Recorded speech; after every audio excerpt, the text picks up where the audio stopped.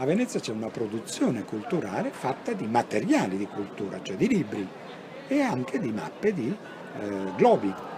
Origine fini, quindi la concezione può avvenire qui e solo qui o in maniera privilegiata qui per la presenza a Venezia di esperti, di intellettuali, di tecnici capaci di esprimersi, vuoi tecnicamente, vuoi da un punto di vista umanistico, qui c'è ancora dell'umanesimo forte.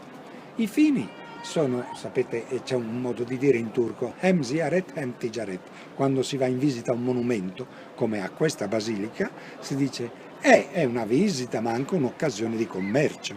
E così è una visione del mondo che si dà agli altri, che si vuole offrire agli altri, verosimilmente in cambio di qualcosa.